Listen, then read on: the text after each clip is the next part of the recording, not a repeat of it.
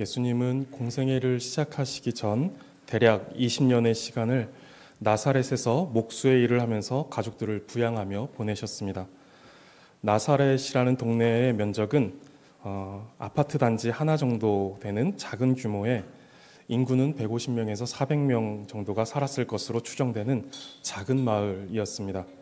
그 작은 마을에서 20년간 살았으니 마을 사람들은 예수님에 대해서 아주 잘 알고 있었습니다.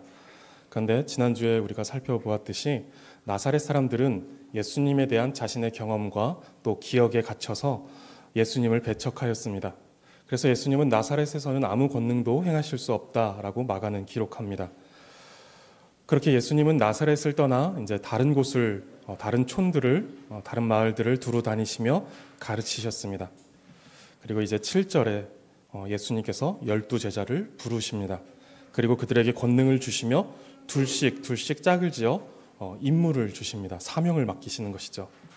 그 사명은 12절과 13절에 나오는데 그들이 예수님께 이제 수행하게 되는 어떤 사명, 임무는 회개의 복음을 전파하고 귀신을 쫓으며 병자에게 기름을 발라 고치는 일, 복음 전파와 귀신을 쫓는 일과 병자를 고치는 일, 이것은 지금까지 예수님께서 해오신 사역이었는데 이제는 제자들에게 맡기시고 제자들이 그 일을 직접 수행하도록 그들을 보내시는 것입니다.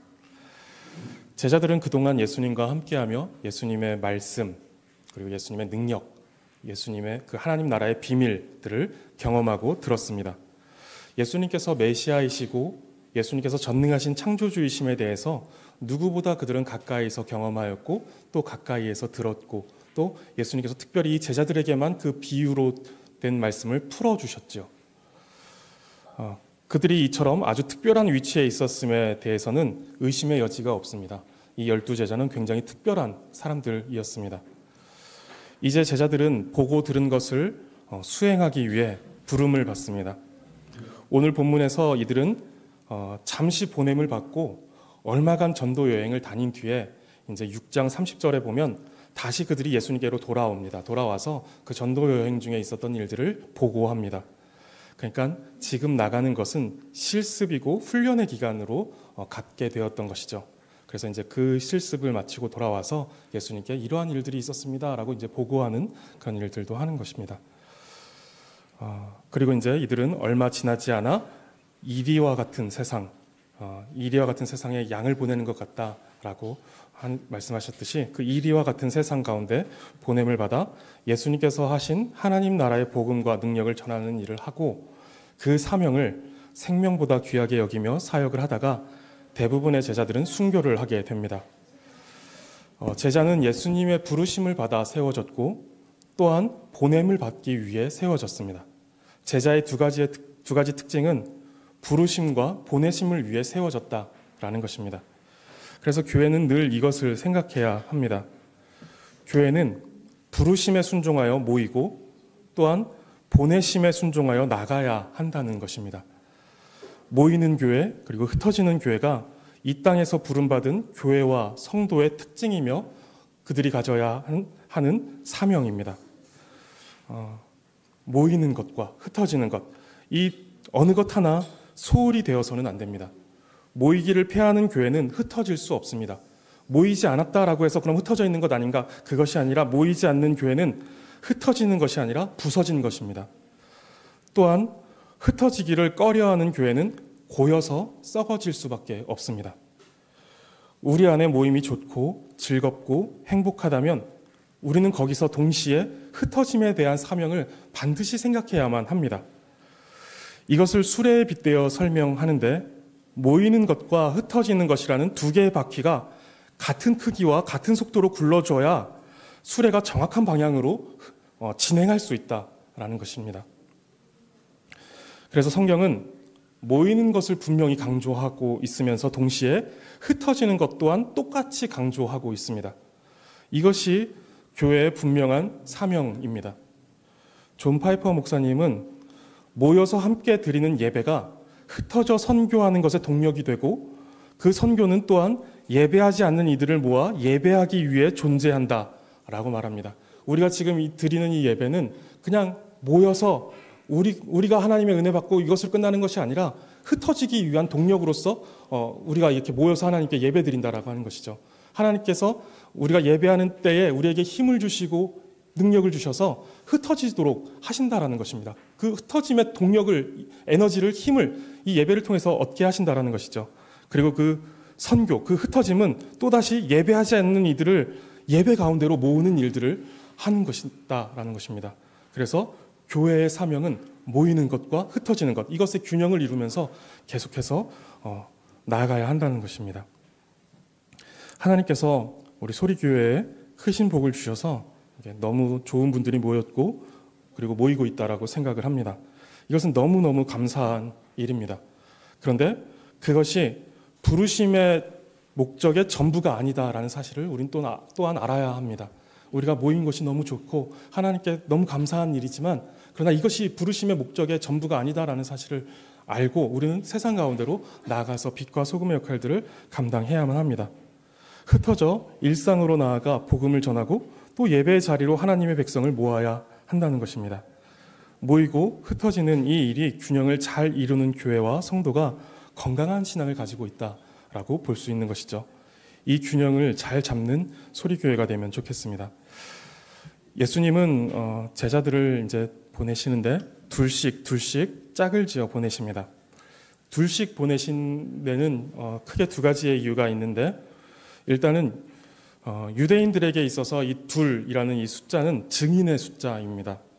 어떤 증언이 신빙성을 얻으려면 적어도 그 증언하는 한 사람이 있고 또 그것을 지지하고 동의하는 한 사람이 있어야 그 증언이 더 신빙성을 얻게 된다라는 것입니다.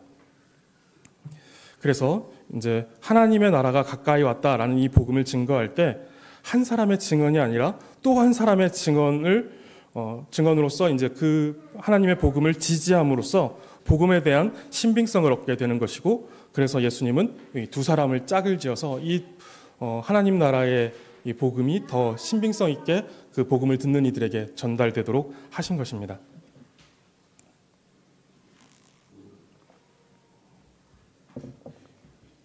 또 하나의 이유는 상호 간에 도움을 주어 협력하게 하고자 하심입니다.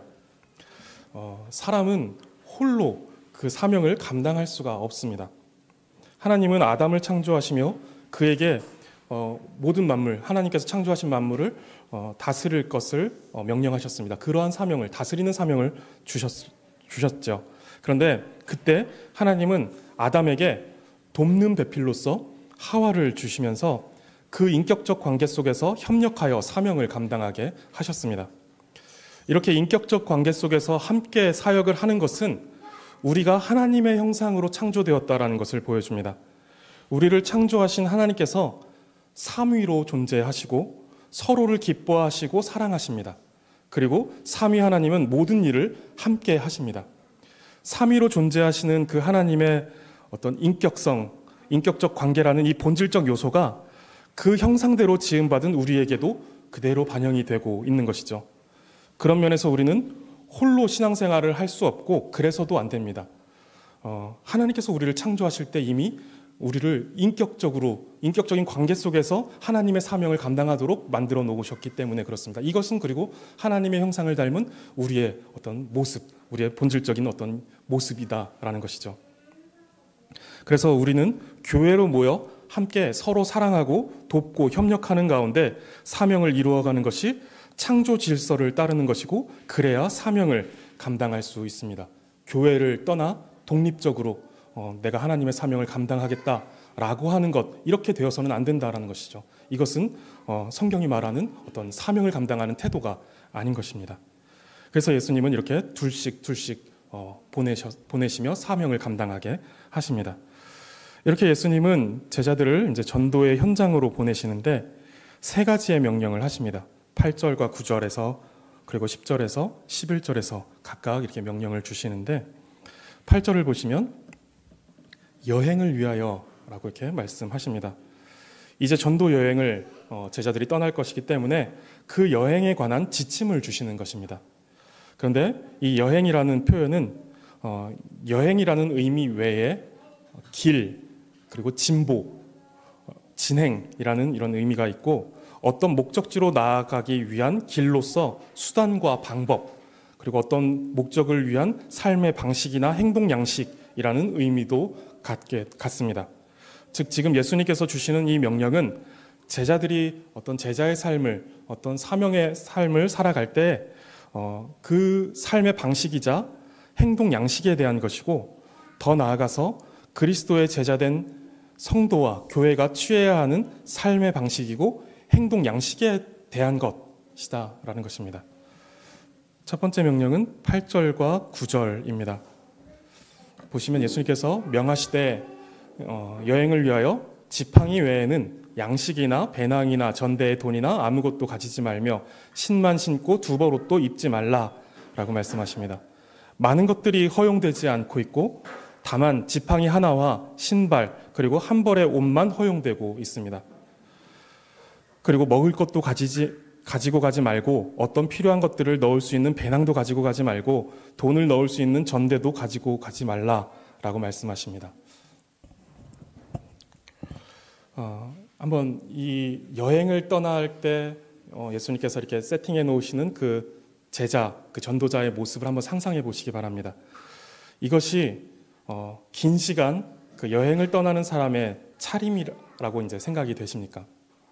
아무것도 가지고 가지 말고 그냥 그 이스라엘이 이제 그 어떤 산악 지역이기 때문에 이제 그 지팡이를 그 몸을 필요한 몸을 의지할 수 있는 지팡이 하나, 그리고 여기서 신발은 그 마태복음 누가복음에 보면 거긴 신도 가지고 가지 말아라라고 하는데, 그때 이제 신과 여기 마가복음에 있는 신이 조금 다릅니다. 거기 신은 고급 신발입니다. 그러니까 발바닥과 발등까지 보호해주는 가죽 신발, 이걸 가져가지 말고, 근데 마가복음에서 신만 신어라 할 때 이 신은 산달리온이라고 하는 샌들이죠, 샌들. 발바닥만 보호해줄 수 있는 그 일반적인 신발. 그러니까 고급스러운 그런 신발 신지 말고 그냥 발바닥 정도 보호해줄 수 있는 그 신발을 신으라라고 하는 것이죠. 그러니까 그런 모습, 그런 차림으로 이제 그 전도 여행에 나서라라는 것입니다.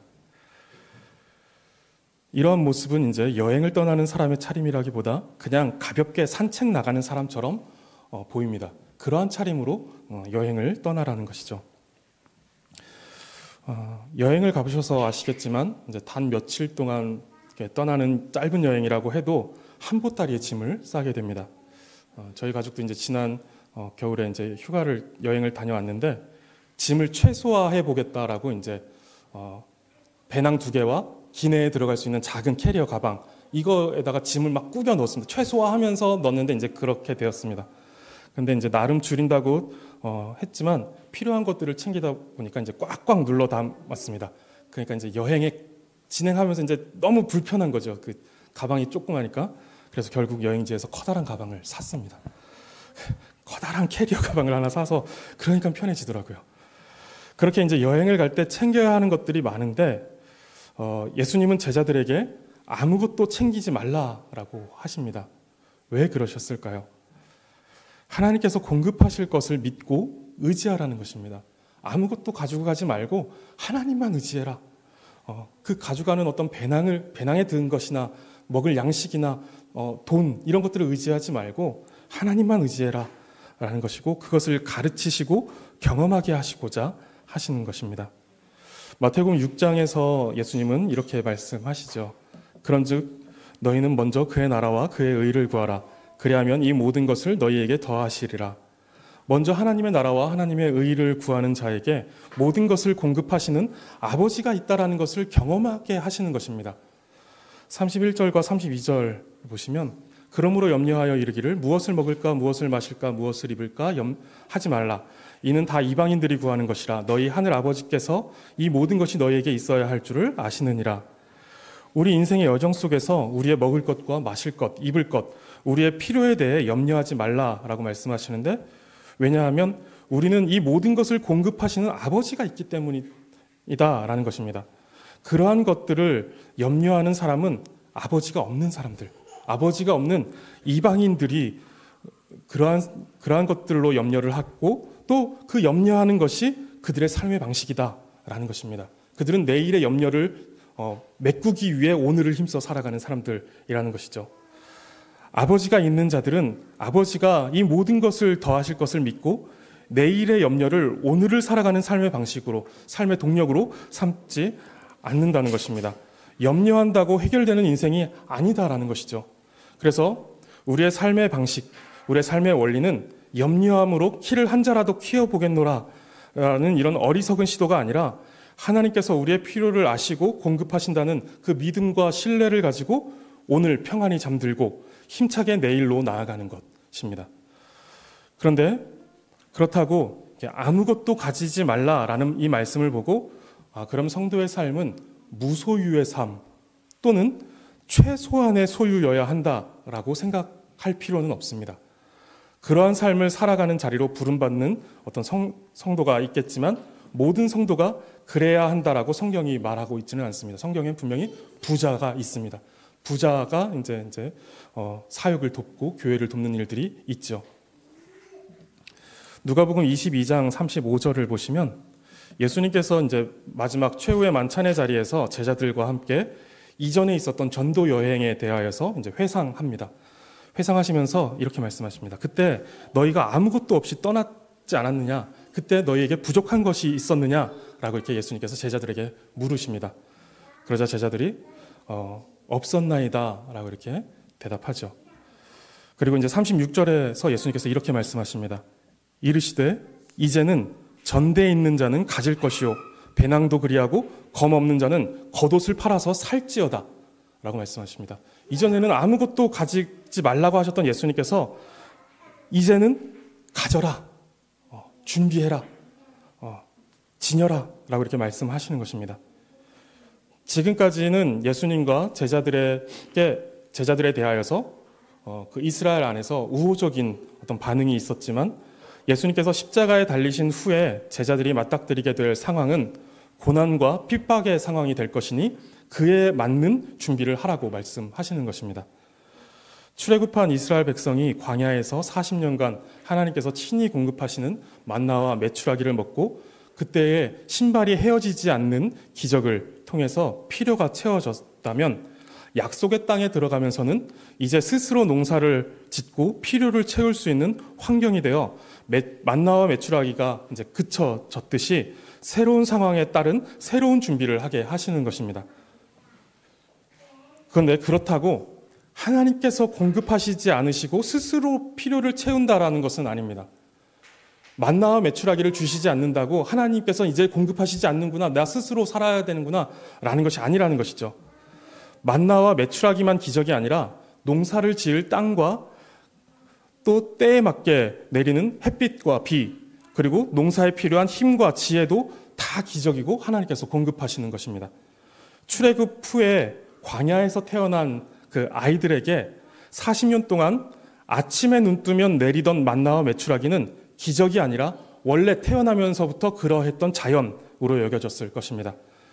지금 우리도 그저 눈 뜨면 비추는 햇빛과 때가 되면 내리는 비가 자연으로 스스로 원래 그런 것, 원래 햇빛은 비추는 거고 원래 비는 때가 되면 내리는 거고 라고 이렇게 스스로 그러한 자연이라고 여겨지지만 이건 역시 원래는 하나님께서 우리를 돌보시고자 또 우리의 필요를 공급하시고자 내려주시는 하나님의 능력이고 기적인 것입니다. 그래서 아무것도 가지고 가지 말라라는 이 명령은 단순히 우리가 성도로서 무소유의 삶을 살아야 한다는 것을 말씀하고 있는 것이 아니라 하나님을 의지하고 신뢰해야 한다는 것을 말씀하시는 것이고 그것을 훈련시키시는 것입니다. 그래서 우리가 무엇을 가지고 살아갈 수 있습니다. 또 그것을 넉넉하게 가지고 사는 사람도 있을 것이고 그것을 조금 부족하게 가지고 사는 사람도 있을 것입니다. 그러나 우리의 삶의 형태와 모습이 어찌 되었든 하나님께서 우리에게 요구하시는 것, 오늘 말씀을 통해서도 요구하시는 것은 하나님을 의지해야 한다는 것입니다. 하나님을 전적으로 신뢰하고 의지하면서 우리에게 맡겨진 그 사명의 삶을 살아가야 한다는 것입니다. 우리의 인생 여정에 예수님께서 우리에게 필요한 것들을 공급하심을 믿으시기 바랍니다. 그리고 우리가 제자의 삶을 살아갈 때 우리는 모든 것을 버려두고 예수님을 따르는 삶의 방식과 태도가 필요합니다. 그러한 신뢰와 믿음을 갖고 제자의 삶을 살아가시기를 바랍니다. 두 번째 명령은 10절입니다. 또 이르시되 어디서든지 누구의 집에 들어가거든 그곳을 떠나기까지 거기 유하라.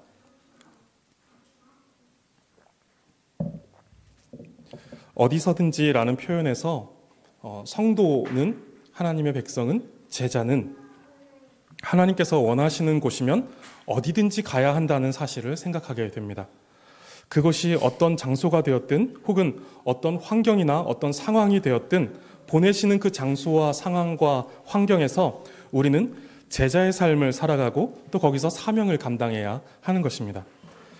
그리고 누구의 집에 들어가거든 그곳을 떠나기까지 거기 유하라 라고 말씀하십니다.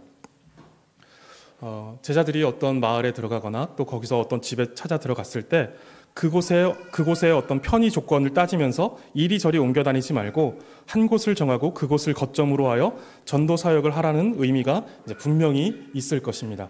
그런데 이 말씀은 이런 장소적인 의미만을 말하는 것이 아니라 한 사람 또는 한 가정의 삶 속에 깊이 들어가 그 영혼과 그 삶에 집중하여 깊이 교제할 것을 말씀하시는 것입니다. 한 지역에서 거점으로 둔 그 집에 쭉 머무는 전도자는 그 말과 행실 그리고 그 옷차림까지도 메시지가 되어 그곳에 그 집주인 그 가정에 전달될 것이고, 머무는 기간 동안 그 집주인과 맺어지는 관계 속에서 그의 삶에 참여하게 될 것이기에 예수님은 그러한 명령을 주고 계시는 것입니다. 그 집의 자녀가 어떻게 되고 그 집이 가진 고민이 무엇이며 어떤 슬픔이 있고 어떤 기막힌 스토리가 그 가정에 있는지 길에서 스쳐 지나가는 관계에서는 알 수 없지만 반복해서 마주치고 또 대화를 나누고 인격적인 교류가 일어나면서 한 영혼을 그리고 한 가정을 알아가게 됩니다. 그러면서 우리는 그의 삶에, 그 가정의 삶에 참여하게 되는 것이죠. 우리는 예수님께서 한 영혼에게 얼마나 깊은 사랑과 또 집중력을 가지시는지 알고 있습니다. 예수님은 누가복음 16장에서 그것을 보여주시는데, 특별히 잃어버린 한 마리의 양을 찾고자 99마리를 들에 남겨두고 잃은 양을 찾아낼 때까지 찾아다니시는 그 목자의 비유를 보면서 예수님께서 한 영혼을 얼마나 사랑하시고 그 한 영혼에게 얼마나 집중하시는지 이것을 우리는 알 수 있습니다. 전도는 불특정 다수에게 많이 전하는 것도 필요하겠지만, 오늘 본문에서 예수님께서 말씀하시는 전도의 방식은 예수님께서 보내신 그 집에 들어가 그 집에 집중하고 그의 삶에 참여하여 전도자의 말과 행실, 옷차림 등 전도자의 모든 삶이 메시지가 되는 소위 관계 전도를 말씀하시는 것으로 보입니다. 지난 신방을 하면서 이제 전도 대상자를 적어내셨습니다. 우리가 길에서 만나는 사람에게도 복음을 전할 책임과 사명이 있겠지만, 한 영혼, 한 가정에 집중하여 우리의 삶이 메시지가 되고 또 복음이 되게 하여 구체적인 한 영혼을 구원하는 것이 우리의 사명임을 생각해 볼 필요가 있습니다. 그저 막연한 불특정 다수 가서 누구에게 복음을 전할지 모르는 상황도 이제 물론 우리가 감당해야 될 책임과 어떤 전도의 사명의 한 모습이겠지만, 그러나 우리 속에 구체적으로 떠오르는 한 사람 그리고 한 가정, 이 사람이 또 우리에게 맡겨진 책임이고 또 사명이다라는 것을 생각해 봐야 한다는 것이죠. 하나님은 우리를 각자의 자리로 부르셨습니다. 그리고 우리는 그 자리에서 전도 대상자로 삼은 그 영혼 곁에 머물게 되었습니다. 그럼 우리는 다른 장소로 하나님께서 우리를 옮기시기까지 그 영혼과 그 가정 곁에 머물며 그의 삶에 참여하고 또 말과 행실과 삶 전체로 복음의 메시지를 전달해야 한다는 것이죠. 우리 인생의 여행 중에 하나님께서 우리를 누군가의 곁에 머물게 하셨다라면, 그럼 우리는 거기에 유하면서 거기에 머물면서 그 사람의 삶에 우리가 참여하여 그 사람을 복음 가운데로 이끌 수 있는 어떤 삶을 살아야 한다는 것이죠. 이것이 우리의 책임이고 사명이다라는 것입니다. 성도님들께서 기도하며 적어내신 그분과 그 가정의 삶에 가까이 머무시기 바랍니다. 그리고 깊이 교제하시고 사랑하시면서 복음을 전하시기를 바랍니다. 세 번째 명령은 11절입니다. 어느 곳에서든지 너희를 영접하지 아니하고 너희 말을 듣지도 아니하거든 거기서 나갈 때에 발 아래 먼지를 떨어버려 그들에게 증거를 삼으라. 복음을 전할 때 영접하지 않는 그 복음을 영접하지 않고 그 전도자들을 영접하지 않는 사람들을 이제 만나게 될 것이다라는 것을 말씀하시는 것입니다. 제자들은 이미 이것에 대해서 그 배척하는 것에 대해서 이제 경험했죠. 거라삿 지방에서 예수님께 나가달라고 이 마을을 떠나달라고 배척하는 모습을 보았고 예수님의 고향이었던 나사렛에서도 예수님께서 배척당하시는 모습을 이미 제자들은 경험했습니다. 제자들도 예수님을 따라 그리고 예수님처럼 행할 때 거절을 당하고 배척을 당하게 될 것이다 라는 것을 지금 말씀하고 있습니다. 오늘날 우리도 전도를 하고 복음적인 삶을 살아갈 때 거절을 당하고 배척을 당하기도 합니다. 예수님은 그럴 때에 거기서 나갈 때에 발 아래 먼지를 떨어버려라 라고 말씀하십니다. 우리가 복음을 전하면서 거절을 당할 때도 있고 때로는 복음을 가지고 조롱하려고 드는 사람도 만나게 됩니다. 또는 복음을 전하는 자들의 어떤 심리, 이 사람이 꼭 복음을 받았으면 좋겠다라고 하는 이런 심리를 이용해서 오히려 이득을 취하려고 하는 이들도 있습니다. 그것을 이용하려고 하는 사람들이 있는 것이죠. 여기서 복음을 전하는 자로서 복음이 가지는 가치를 분명히 해야 할 필요가 있습니다. 상대가 복음의 가치를 몰라서 거절할 수도 있습니다. 물론 이제 그럴 수 있죠. 그런데 거절하는 사람에게 교회를 나와달라고, 그가 거절함에도 불구하고 제발 나와달라고 사정을 하고 교회를 나오기만 하면 어떤 보상을 해주겠다라는 식으로 복음이 가진 가치와 명예를 실추시키거나 훼손하지 말아야 한다라는 것입니다. 우리가 이제 자녀들에게 그렇게 되는 경우가 많이 있죠. 너 교회를 꼭 나가야 된다. 제발 나가달라. 너가 교회만 나가면 내가 이것도 해주고 저것도 해주겠다. 그럴 수 있습니다. 그럴 수 있는데 우리가 여기서 생각해야 하는데 적정한 선을 잘 지켜야 하는 것이죠. 마치 복음을 구걸하듯이 그렇게 해서는 안 된다는 거예요. 때로는 엄하게 하나님의 심판을 선포할 필요가 있습니다. 제자는 하나님의 나라를 선포하는 자들이지 하나님의 나라, 그 복음을 강요하는 자들이 아니었습니다. 그래서 복음을 전하는데 영접하지 않거나 말을 듣지도 않으면 너무 집요하게 매달리거나 강요하지 말고 단호히 돌아설 수 있어야 합니다. 우리의 태도가 복음의 가치를 훼손하도록 해서는 안 된다는 것입니다. 오히려 그 자리에서 돌아서면서 먼지를 떨어버리는 모습으로 복음을 거절하는 이에게 임하게 될 어떤 심판을 경고함으로 복음을 거절한 사람이 얼마나 중요한 기회를 놓쳤는지 알려줄 필요가 있다는 것이죠. 아마 제자들이 전도 여행을 떠난 지역은 이스라엘 지역이었을 것입니다. 이방으로 떠나지 않았을 것이고 이스라엘, 유대 지역에 있었을 것일 텐데 당시 이스라엘 사람들은 이방 지역을 지나오게 되면 국경 안으로 들어오기 전에 이방 지역에서 묻은 옷과 신발의 먼지를 떨어내면서 이방에 대한 경멸을 상징적으로 표현했습니다. 그 이방 지역을 지나오면서 묻은 이방의 흙, 이방의 먼지 이것들을 다 털어버리고 이스라엘 국경 안으로 들어갔다는 것입니다. 그만큼 이방 사람들을 경멸했다라는 것을 보여주는 것이죠. 지금 복음을 거절하는 사람 앞에서 먼지를 떨어낸다라는 것은 그가 복음을 받아들이지 않았기 때문에 그를 이방인과 같이 취급하는 것이고 그에게는 심판이 있을 것이다 라는 것을 보여주는 행동인 것입니다. 복음을 전한다라는 것은 양면성이 있습니다. 구원을 선포하는 면이 이제 주로 강조되는데 복음을 전하는 것은 구원을 선포하는 동시에 그 구원의 복음을 받아들이지 않았을 경우 심판이 있을 것이다라고 하는 이 심판을 또한 선포하게 되는 것입니다. 구원을 선포하며 동시에 심판을 선포하게 되는 것이죠. 이런 양면성을 가지고 있습니다. 그래서 우리가 복음을 전할 때 복음을 받아들여 예수님을 영접하면 구원을 얻게 될 것이지만 복음을 전했음에도 받아들이지 않고 듣지 않는다면 그는 자신 앞에 놓여진 심판을 확인하게 될 것입니다. 성령을 회방하는 죄, 계속해서 하나님의 복음이 주어지고 있고 그것이 너무 명료하게 명백하게 주어지고 있음에도 계속해서 그것을 부인했던 바리새인과 서기관들 향하여서 성령을 회방하는 죄를 짓고 있다. 이것은 받을 수 없다라고 말했던 것. 계속해서 끝까지 이제 그 복음에 대해서 거절하고 거부하고 받아들이지 않고 배척하는 것.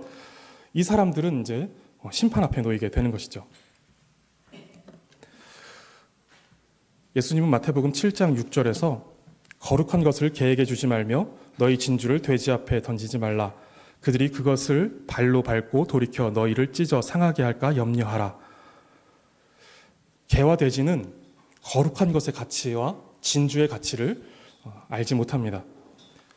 개와 돼지는 오히려 그런 것들을 받고는 무가치하다라고 여겨서 그것을 발로 밟고, 심지어 그 복음을 우리가 그 귀한 것을 던져 주었을 때 그것을 자신을 공격한다는 것으로 여겨서 거칠게 오히려 우리에게 달려들어 공격을 하기도 한다는 것이죠. 이만큼 무지하다라는 거예요. 세상에서 가장 귀한 복음을 전하는데 그 가치를 몰라서 그것을 발로 짓밟고 또 그것을 주고 있는데 자신들을 공격한다라고 생각하는 이런 굉장한 무지를 가지고 있다는 거죠. 개와 돼지와 같은 사람들은 그렇다라는 거예요. 그래서 복음을 주었지만 복음을 짓밟고 복음을 공격하는 것으로 알고 오히려 달려들어서 해를 입히는 이런 행동들을 하게 된다는 것입니다. 마태복음 18장 15절에서 17절 말씀을 보면 이제 형제가 죄를 범했을 때 먼저는 너와 그 사람과 1대1로 상대하여 권고하라 라고 말씀합니다. 그런데 그렇게 해도 듣지 않으면 한두 사람의 증인을 더 데리고 가서 그 죄를 분명히 고해라. 그것이 죄다라는 것을 이야기해라 라고 하는데, 그래도 듣지 않으면 교회의 말하고 교회의 말도 듣지 않으면 이방인과 세리와 같이 여겨라 라고 말씀하십니다. 범죄한 형제, 죄 가운데 머물러 있는 그 형제를 배려와 인내로 대하라고 말합니다. 그냥 한 번 말해서 듣지 않으면 그냥 버려라 라는 것이 아니라 두세 사람을 더 데리고 가보고, 그래서 더 확실하게 증거를 제시해주고, 또 그렇게 되지 않았을 때 교회에게 알려서 교회가 그에게 그 복음의 증언을 하게끔 하도록 하라라고 하는데, 그래도 듣지 않으면 이방인과 세리와 같이 여겨라 라고 말합니다. 그렇게 배려와 인내로 대하라고 말씀하시는데, 근데 배려와 인내로서 그 사람을 대하였음에도 불구하고 하나님에 대한 냉담한 거부와 복음의 권위를 멸시하는 자라고 한다면 이방인과 세리와 같이 여겨 그가 더 이상 하나님의 은혜와 하나님의 복음의 그 영광을 짓밟으면서 복음을 값싸게 만들어버리지 못하게 해야 한다라는 것입니다. 한 사람의 영혼이 구원을 얻는 일은 온 천하를 얻는 것과 같이 너무도 중요한 일입니다. 교회는 그 한 영혼의 가치를 굉장히 귀하게 여겨야 합니다. 그런데 간혹 이것을 너무 중요한 것인데 이것을 그 이상으로 생각하게 해서 교회는 무조건 이 영혼만 맞는 말이지만 또 틀린 말입니다. 왜냐하면 한 영혼이 구원 얻는 일은 온 천하를 얻는 것과 같이 너무도 중요하지만 하나님의 복음, 하나님의 영광이 멸시를 받고 값싸게 여겨지는 것보다 중요하지는 않습니다. 우리에게 있어서 영혼을 구원하는 일은 너무 귀하지만 하나님의 영광을 지키고 또 하나님의 영광을 높이는 일보다 그것이 중요하지 않다라는 것입니다. 하나님의 복음과 그 영광은 온 천하, 온 우주 만물로도 담을 수 없는 존귀함입니다. 그런데 그것을 그 한 영혼 때문에 그것을 훼손시키거나 실추시켜서는 안 된다라는 것입니다. 제자의 의무는 끝까지 인내하며 형제를 얻어 구원하는 것에 있습니다. 그러나 개와 돼지처럼 분명한 증거가 주어졌음에도 완강히 거부할 뿐 아니라 계속해서 복음 또 그리고 하나님의 영광을 욕되게 하는 이들에게는 더 이상의 시도를 멈추어야 한다라는 것입니다. 그리고 발 아래 먼지를 떨으면서 하나님의 심판이 너에게 있다라는 것을 보여줄 필요가 있다라는 것입니다. 성도님들의 가장 귀한 보물을 그 가치도 모르는 사람에게 헐값에 넘기시겠습니까? 애지중지 키운 보물 같은 자식을 그 가치도 몰라주고 함부로 대하는 집에 시집장가를 보내시겠습니까? 제발 받아달라고, 우리 아들, 딸을 받아달라고 사정하시겠습니까? 개와 돼지 같은 자들에게 귀한 내 자식을 줄 수는 없을 것입니다. 왜냐하면 너무 귀하니까, 너무 귀한 내 새끼니까. 예수 그리스도께서 우리에게 전하도록 하신 이 복음은 이 세상에서 가장 영광스러운 가치입니다. 무엇과도 비교할 수 없습니다. 그 가치를 모르는 사람들에게 배려와 인내의 시간이 필요하겠지만 그럼에도 계속해서 그 가치를 거절하고 그 가치를 경멸한다면, 멸시한다면 돌아서서 먼지를 떨어버리며 심판받을 이방인처럼 여기고 개와 돼지처럼 여기며 복음의 가치와 영광의 존귀함을 지키고 보존하는 것이 또한 제자들의 사명이고 분별해야 될 몫입니다. 누군가에게는 복음을 전해서 구원을 얻게 하는 일을 하는 것이 제자의 사명이 되겠지만, 복음 전도의 사명이 되겠지만, 그런데 또 누구에게는 하나님의 심판이 있을 것이다라는 것을 알리는 것이 또 복음 전도의 사명이 될 수 있는 것입니다. 우리는 모두 인생의 여행을 걸어가고 있습니다. 그때 우리에게 주어진 아주 중요한 사명은 복음 전도인데, 어떤 방식과 어떤 태도로 그 사명을 감당하고 어떻게 그 길을 걸어가시겠습니까? 예수님은 제자들을 보내시면서 하나님만 철저히 의지하고 한 영혼을 깊이 사랑하며 복음을 전하되 최고의 가치를 훼손하지 않으며 걸어갈 것을 말씀하십니다. 복음을 따라 살아가는 성도의 삶을 하나님께서 책임지심을 믿으시기 바랍니다. 그리고 우리를 부르신 곳에서 한 영혼의 곁에 머무르시며 모든 삶으로 복음을 전하시기 바랍니다. 그리고 우리에게 맡기신 이 귀한 복음이 얼마나 존귀하고 얼마나 아름다운 것인지를 생각하시면서 그 가치가 훼손되지 않도록 잘 지키시고 보존하시기 바랍니다. 이러한 성도의 태도를 가지고 인생의 여정을 살아가시면서 또 우리에게 맡겨진 그 제자의 사명들을 잘 감당하시는 저와 성도님들 되시기를 바라겠습니다. 기도하겠습니다. 하나님, 우리를 부르사 제자의 삶을 살아가게 하시니 감사합니다. 우리를 부르신 주님과 함께하며 몸된 교회에 모이기를 힘쓰는 우리가 되게 하시고, 또한 보내시는 전도의 현장으로 사명의 자리로 흩어지기를 잘하여 모이는 것과 흩어지는 것의 균형을 이루는 교회가 되게 하여 주시옵소서. 특별히 전도의 자리, 사명의 자리로 나아갈 때 우리의 모든 필요를 아시고 공급하시는 하나님을 신뢰하며 먼저 그의 나라와 그의 의를 구하는 믿음이 있게 하여 주시옵소서. 또한 한 영혼을 귀하게 여기고 사랑하여 그 영혼을 면밀히 살피면서 말과 행동, 모든 삶의 내용들로 메시지를 전달하고 그 영혼을 감동케 하는 우리의 삶이 되게 하여 주시옵소서. 그리고 복음을 힘써 전하되 복음의 가치를 모르고 복음을 멸시하고 경시하는 이들에 대하여 복음의 가치를 훼손하지 않는 선에서 배려하고 인내하지만, 어떤 순간에는 그들에게서 돌아서는 단호함으로 복음의 가치와 존귀함을 지키는 책임도 우리에게 있음을 잊지 않게 하여 주시옵소서. 하나님, 이제 성찬을 거행하며 복음에 나타나는 지극한 은혜와 사랑을 누리고자 합니다.